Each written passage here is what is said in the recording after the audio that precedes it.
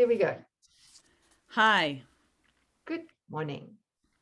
Happy morning to all of you. We're on lesson 347, or evening as the case may be. We're just assuming you're all joining us in the mornings. Here we go. This is a goodie. They're all good. Anger must come from judgment.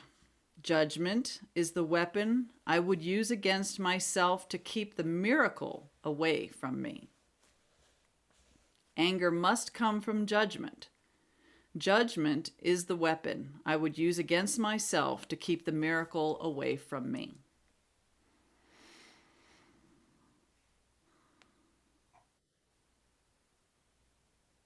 Father, I want what goes against my will, and do not want what is my will to have.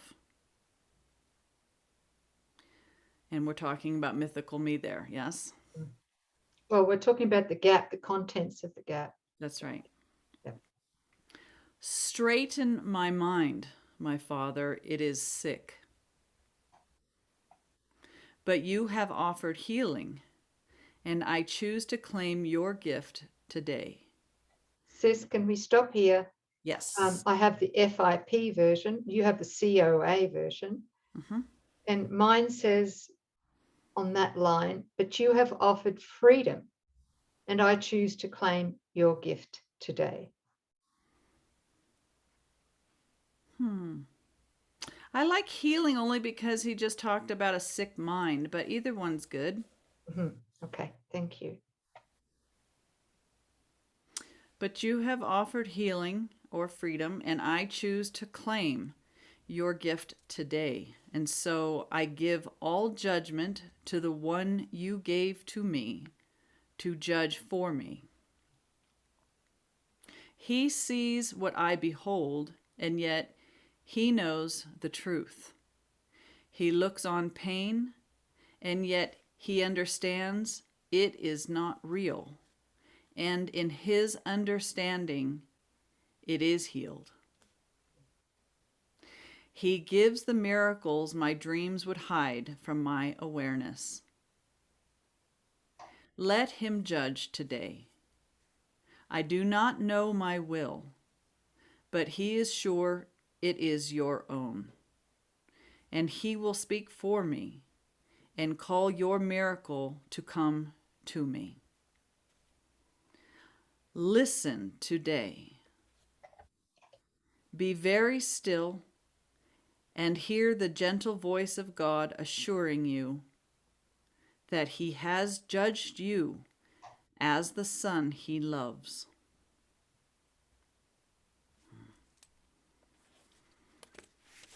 Okay. Interesting that judgment is really claimed as sickness, as a sick mind. Only a sick mind can judge. And what is it that we're judging? Illusions. And why do we judge illusions? Because we want them to be real and judge them to be true. And then we go on acting as if they're actually occurring to us instead of happening from us. It's all within our mind, right? So anger is the means in which we protect our judgment. Look at all those layers. I'm separate. I'm a body. I'm Coreen. I've got my illusions. I'm looking out through my physical senses. I want that to be true. So I'm going to judge it to be true, right? Oh my gosh. Any emotion we add to our judgment that illusions are now true are the way in which we would keep them. Yep. All that emotion, all the rage, how we can go from zero to insanity like in a split second. Just shooting the rage, self-justification, indignity, jealousy. What? What are the more common ones anyway? Judging spiritual egos. Oh yes. Okay. Yeah. Judging spiritual egos. Yeah. Yeah. And again, from the previous lesson, right? It's either a love or a call for love. It's not true. There's no place where love isn't. So does that really exist? No, but our judgments, we want the ego, while we're identified as mythical me, we want these illusions to be true. And we want to judge them, and we want to be self-justified about our judgments. Yeah? Look at the polarization, the separation, and all the juice that the ego gets. And all of that results in guilt because we know we're trying to do what cannot be done. We're trying to have an experience that it's impossible, to be a one that never existed. Every thought we think apart from God, every thought where we're certain that love is missing, produces guilt, because a part of our mind knows absolutely that none of this is going on in God and therefore isn't actual. It's my will, God, not your will. That statement produces guilt in the mind. So thank you, sis. So just something coming through in my mind right now, which is that if I want to hang on to my judgment, even my spiritual judgment, yes, or spiritualized judgment against another, yes, if I look for the singular purpose of that, underlying that desire to judge, it's going to be because I want to be God's opponent. yes. Your will, not God's. Yeah, but not. Yeah. But his opponent. I mean, for me, that even drives it in more. Drives it. Yeah, his enemy. Yes. Yeah, God's an enemy to the one who wants a will apart. So, of course, he's the adversary. Yes. So that's going to continue to fuel not mine, but the ego's fear. Yeah. Its need to defend. Right. Its need to try and save its own physical life against God. Yes. Right. Which would make it want its judgments to even be more self-justified. And all of its thoughts would be more self-ish. Notice it's fighting for its life, what it thinks it knows. Its projections are real and must be dealt with, right? Forgiveness is like blasphemy. You can't forgive what is real, damn it. We need to pay attention to what's going on out there, right? Yeah. So the more that God is seen as our opponent, we're running from God. We're going to just dive into these false images that we've projected and make a big old stink about it. Sound familiar, anybody? Yeah. Oh.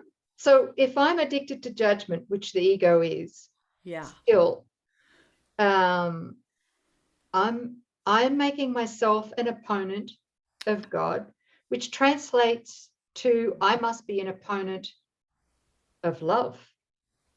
Yeah. Right? An opponent to love. Now, if I'm an opponent to love, that must make me hate. Fear. Love and fear are opposites, right? Yep. Right? Which is hate. So all that boils down to if God as love is my opponent because I'm so addicted to judging, I must be sin. Incarnate. And worthy of death.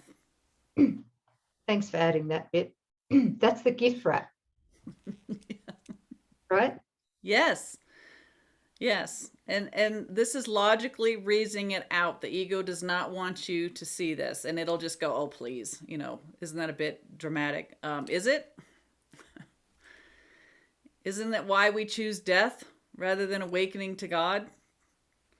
Better to stay safe as what you think you are than actually risk, encountering the God that you're so certain you've been defying.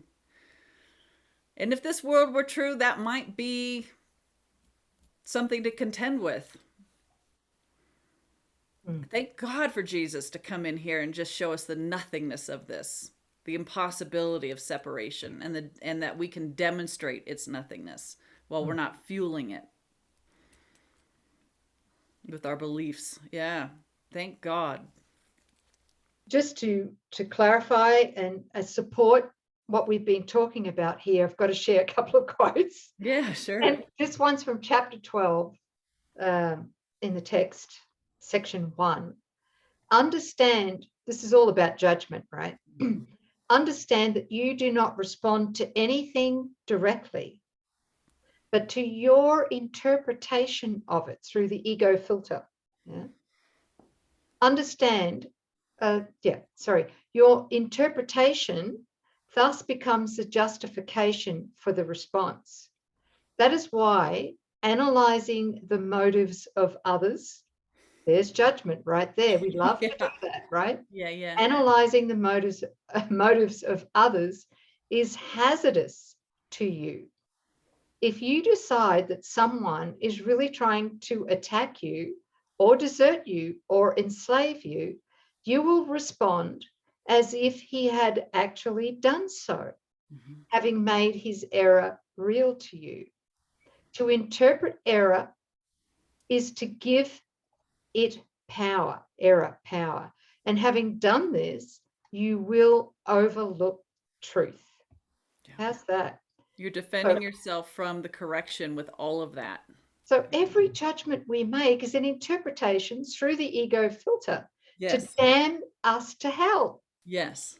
Hey, there it is. Yes. That's real simple. It's it's our hand to the light, hand to God, hand to love and God's will, which is, it's our wish for fantasy. Mm. And then this next quote from chapter 21, section 6. Correction cannot be accepted or refused by you without your brother. Sin would maintain it can. So in other words, there is no private mind that can judge another and not incur its painful consequences. Yeah. Yes. Yet reason tells you that you cannot see your brother or yourself as sinful and still perceive the other innocent, who looks upon himself as guilty and sees a sinless world. And who can see a sinful world and look upon himself apart from it? Does that make sense? Yes. Right? So belief in sin, judgment, right, would maintain you and your brother must be separate. But reason tells you that this must be wrong. If you and your brother are joined, how could it be that you have private thoughts or personal judgments, right? Mm-mm. And how could thoughts that enter into what but seems like yours alone have no effect at all on what is yours? If minds are joined, this is impossible. Yeah. Great quote, right? Oh. There's two things that really sped up the practice. One, that whenever there's a temptation to judge, and I don't have to do this anymore, but for a while it was helpful, that what you do to another, you're just doing to yourself, right? Like, let's not be duped into thinking that there are privatized bodies and minds, that as we view someone else, that judgment is on ourselves. So that really ramps up this willingness to forgive, right? Because while we still think we're separate, we think we can condemn somebody else and be unscathed by it or unaffected, which is not possible, right? And I forgot the other one. That's okay. We'll come. Do you want to keep going? Or... Yeah, I do. Yep. Yeah. No, whatever you were gonna say. I forgot the second prong. Well, it'll come if I fill in the blank now, right? Is that okay? Yeah, I haven't had that in a while either. Well, squirrel. That's okay, sis. We share one mind. So whatever you lose, I'll pick up. Yes. Yes, thank you. Thank you. All right. Yeah. And vice versa, right? Mm-hmm. You do it for me all the time. Yes. There's two things I would like to share, if I could remember. Oh, I got it. Oh, The you got other, it. Good. the All right. other one, Yeah. thank you, sis. Thank you. Bless your heart. Thank you. The other one is the practice of remembering that, as we're recognizing projections and judgment and the mind that looks at it and da da da, there's one view, there's one creator and one creation. Perfect God created perfect man. And that's not the man of mythical me, that's the Christ. And so coming out and going, what is God's view here? There's a view to behold. It would be mine. The miracle would give it to me if I could forgive what I have interposed. And that would be my judgments or my, what the I know mine is thinking. But there's just coming back. There's one view of my brother. There's one view of me, of the Christ. There's one view of creation. And if I'm not in agreement or in alignment with that, or even if I don't know what that is, but I'm willing to see it, that's scouring out the mind. I don't know, but the one who does has asked for admittance. I'm going to be quiet and say, show me, right? There's just one view, and that view is fearless, and there's no lack in it, and there's no imperfection in it. There's no separation in it. Those are some good starting points, but I want to see what God is doing. I want to get curious. What is God doing here, right now? Yeah. Those two have been quickenings for myself. Maybe it would help somebody here. Very helpful. Yeah. Thank you, sis, for sharing that. Yeah. And the other thing, if I could add to, at a very practical level, here in the dream, while we still fall for the ego's temptation to believe that we are separate and that we can be threatened, here is that, going along with this lesson 347, anger must come from judgment, and judgment is the weapon I would use against myself to keep the miracle away from me. Most of the anger at the practical level, most of the anger that we feel arises from judgment, right? All of it arises from judgment, ultimately from self-deception, and primarily from our special relationships. Yeah. Okay, let's be honest. A lot of the anger that we project and feel is because we have been dishonest with ourselves, self-deception. Yes. We don't show up authentically with others because we don't want to hurt their feelings. We can't afford to be real, blah, blah, blah, blah, blah. And that's the ego. And so what happens is, if we're not authentic, if we don't learn to communicate authentically, we are going to project our anger, our resentments, our grievances. We're going to project them onto others. Yeah. So I think that we resent others because of our own self-dishonesty. That's what I'm trying to say. So a great example, like people pleasing, right? We really think that we need to please other people to have their love and to feel comfortable in their presence. But note, all people pleasing is just a scorecard by the ego, and it's amassing resentment. It's amassing laundry lists of what I have done for them and what they don't do for me. And it's the resentment that the ego is after. And that's always going to be projected out into some form of self-attack. A lot of it's dumped into the body, right? Resentment's poison to the body. So there's perfect example. How do you stop people pleasing? By showing up authentically, by being in alignment, by letting your words and your actions and your thoughts be in alignment with your authentic self. Vertical, yes, not horizontal. That's right. Yes, right? So you're saying how you really feel, and you're asking for what you really need, and you're inquiring when you're really not sure, and you're not putting on masks and fragmenting all over the place, right? You can be yourself no matter who you're with or what group you're around. You're you, and there cultivates a sense of self-love and a sense of self-confidence that builds, and It's healing your relationships. Every special relationship is about keeping us into some crazy role and bodily identified. Yeah. Yeah, it all has to be undone. It does. And this is probably a good time to mention the videos on the 7 keys of Yeah. authentic relating or communication. Yeah. Yep. We can put And those too. Yeah.